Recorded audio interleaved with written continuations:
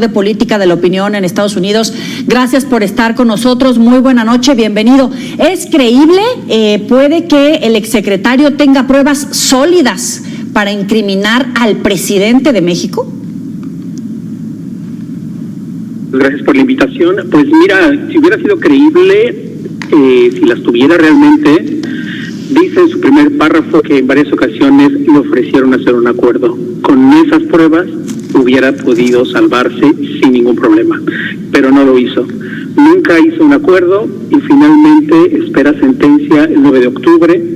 Un jurado en Estados Unidos le encontró culpable por dirigir, y esto yo creo que es una parte que hay que destacar mucho en esos reportes sobre García Luna, no es solamente por narcotráfico, dirigir una organización criminal durante un largo periodo, en este caso desde el gobierno federal mexicano.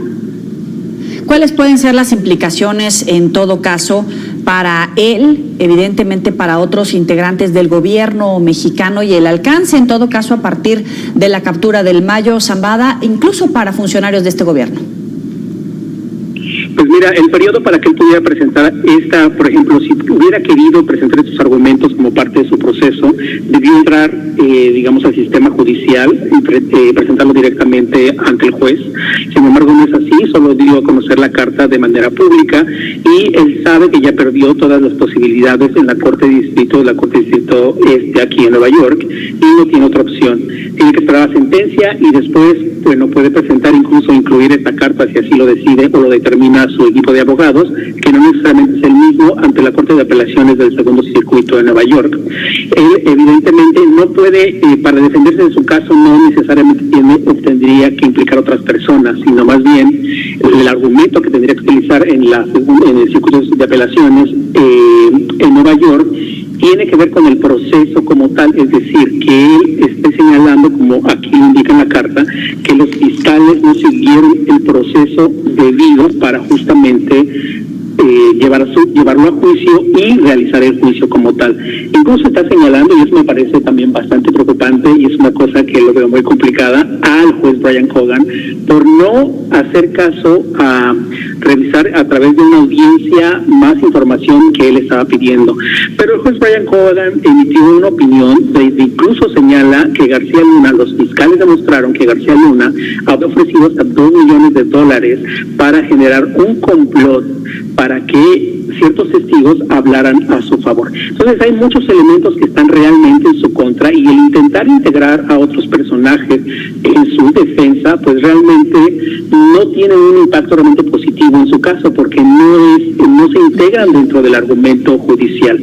Entonces es difícil, es un acto realmente desesperado, me parece. De hecho, cuando recibí la carta, pues fue con un comentario de es una locura. Es una locura exactamente el hecho de que haya dado a conocer este documento sin ninguna evidencia, además, ¿no? Como yo escuchaba el reporte de uno de tus reporteros. Efectivamente, tú recibes una carta, pero decías que es necesaria la verificación de datos antes de darla a conocer. Jesús, entonces, ¿prevés, con base en la información existente y el desarrollo del juicio en contra de Genaro García Luna, una sentencia en contra del exsecretario? Sí, la sentencia ya está determinada, para el 9 de octubre el juez ya lo decidió, no cambió la fecha, no quiso abrir una nueva audiencia para que se presentaran más evidencias por parte de la defensa, sí. Aunque presentaron argumentos e incluso en esa decisión creo que es muy importante que los medios mexicanos la citen porque establece muy bien el intento de García Luna justamente de generar un complot que el juez consideró que se presentaron evidencias suficientes sobre eso. Y entonces, si de algún modo lo pone en evidencia, y hasta es vergonzoso para él y para García Luna intentar moverse más hacia adelante. Que hay otro elemento, hay que recordar también que días antes uno de los testigos conocido, el exfiscal de Nayarit, pues también recibió ya, una reducción de sentencia por participar en este proceso. Es decir, los fiscales y la Corte ya se están moviendo hacia adelante de los procesos aledaños o laterales al caso de García Luna. Entonces, básicamente vamos a esperar lo que decida el juez Brian Cogan, si es una sentencia mínima o hasta cadena perpetua. El delito que yo mencioné por liderar una organización criminal es cadena perpetua. Es el mismo delito por el que sentenciaron a el Chapo Guzmán. Cadena perpetua. Jesús García, muchísimas gracias por estos minutos para el auditorio de Mega Noticias.